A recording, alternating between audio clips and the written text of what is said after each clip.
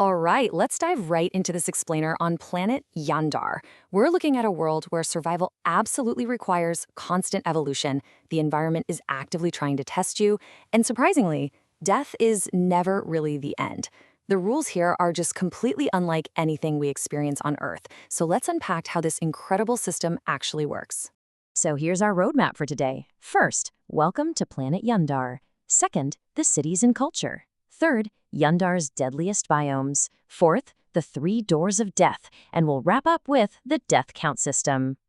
Let's kick things off with Section 1. Welcome to planet Yaenddarr. Now, on Earth, we kind of just view mortality as the end of the line, right?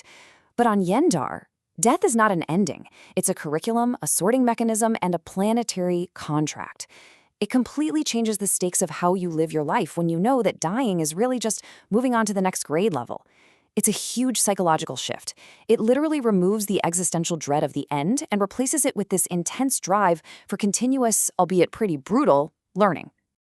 Okay, so what exactly is this place? Well, it's a living, expanding planet that actually shifts and grows under the glow of its lunar star. Way back in the primordial ages, it was protected by the Sylvans, these ancient beings of nature who shaped its very essence. But today, the planet is driven by something much more modern, a digital universal credit system. And we're not talking about spare change here. To put this into perspective, a single digital credit on Yaenddarr is roughly equivalent to 200 million Earth dollars. There's this limitless economy operated by an unbiased AI, which means literally anyone can easily acquire wealth, grab a job in minutes, and spend their credits on endless entertainment. But as we're going to see, that entertainment can get really dangerous. Moving right along to Section 2, the cities and culture. Imagine showing up on this planet. Where do you even go? Well, you could end up in Pinebrooks, which is the rural industrial heart of the planet. It's this welcoming builder town that's also inexplicably home to a heavily restricted medieval kingdom where only legendary champions and knights live. Or, if you want drama, you head straight to Autumn Falls. It is literally a perpetual soap opera. The residents there don't even lock their doors. Gossip is essentially their cultural bonding language, and people actually drink from a magical waterfall just to find their soulmates. And then there's Summer Bay. If you want an eternal 1980s-themed spring break packed with neon lights, blasting retro music, and just wild parties, that is absolutely your destination. But we have to talk about Cosmosis, the most famous city on the planet, because it is a study in extreme contrasts. The upper level is this neon-drenched cyberpunk paradise. We're talking flying cars, colossal casinos, and arenas where people watch bloody battle royales. But hidden hundreds of millions of feet below all of that, separated by a toxic barrier of smog, is lower Cosmosis, the slums. It's this gritty, Mad Max-style wasteland filled with black markets and total chaos. And what's really crazy about this is that most people on the lower level don't even know the upper level exists. Plus, if they tried to go up without a special suit, the clean air would actually kill them, just because their bodies are so hyper-adapted to breathing toxic smog. All right, let's step outside the cities for Section 3, Yaenddarr's deadliest biomes. So the absolute deadliest of these biomes is the savage jungle. It essentially acts as the planet's evolutionary pressure valve. This place is a suffocating, blazing labyrinth. The air is so thick with heat and toxic solar star mist that simply crossing the border unprepared can literally ignite your flesh. And the gravity? It is so incredibly crushing that weak creatures just collapse instantly.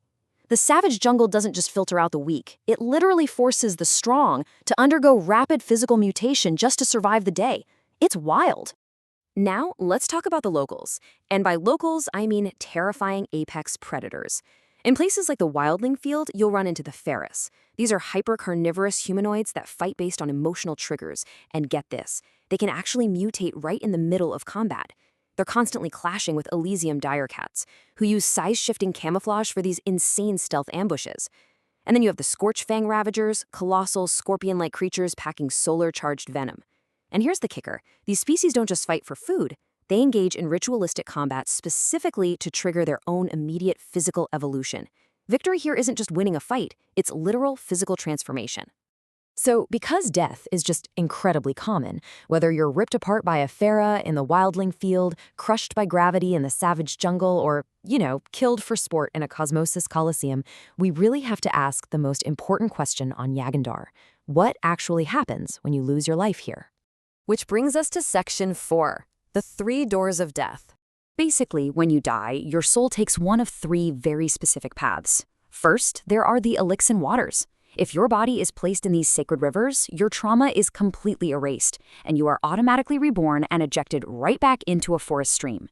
Second, you've got the Darkwood cycle. This is triggered by cremation, and it sends your soul straight to a death realm for purification. And third, there is the Eunuch's revival. Now, this isn't a true death realm at all. It's actually a super rare medical body restart performed by magical Aeon beings. Though keep in mind, only 3 beings on the entire planet are even capable of doing a true resurrection.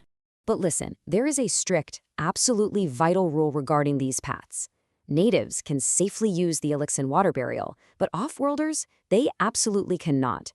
If an off-worlder's body touches the Elixir, their unresolved trauma doesn't just quietly disappear. Oh no, it turns into this hyper-corrupted, unstable substance called Ixor. This stuff flows downstream, mutates the savage jungles, and literally births lethal shadow monsters known as shadows. So cremating off-worlders isn't just some cultural prejudice. It is literally a planetary necessity to stop these catastrophic shadow monsters from being created. And that leads us perfectly into our final section, Section 5, the death count system. Believe it or not, the planet actually tracks how many times you've died.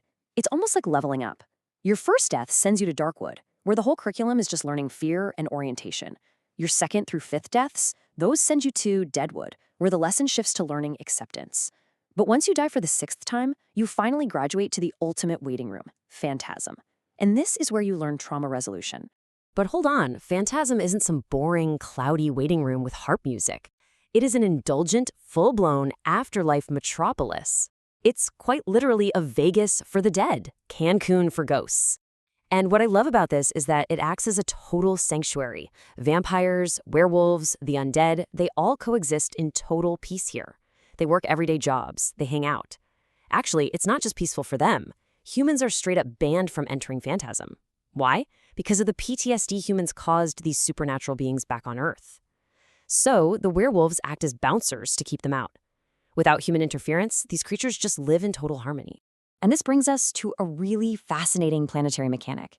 Once you reach Phantasm and actually resolve your trauma, returning to the world of the living is entirely up to you. When a Reaper worker calls your name, you can accept it, you can postpone it, or you can just completely decline and stay forever. Most souls take years to return simply because Phantasm is just way too fun to leave. Death isn't a punishment here. It literally becomes a lifestyle. Which leaves us with a final, really provocative thought to take away from this explainer today. You've seen the brutal evolution required in the wildling field. You've seen the toxic smog of lower cosmosis and the intense soapy drama of the living hubs. So, if death is just a doorway to an endless, peaceful neon party in Phantasm where all your trauma is resolved, would you actually ever call upon your Reaper worker and return to the beautiful yet completely brutal world of the living? That's the ultimate choice every soul on Yaenddarr has to make. Thank you so much for joining me on this journey through one of the most incredible planetary systems out there. Keep learning, and I'll catch you on the next explainer.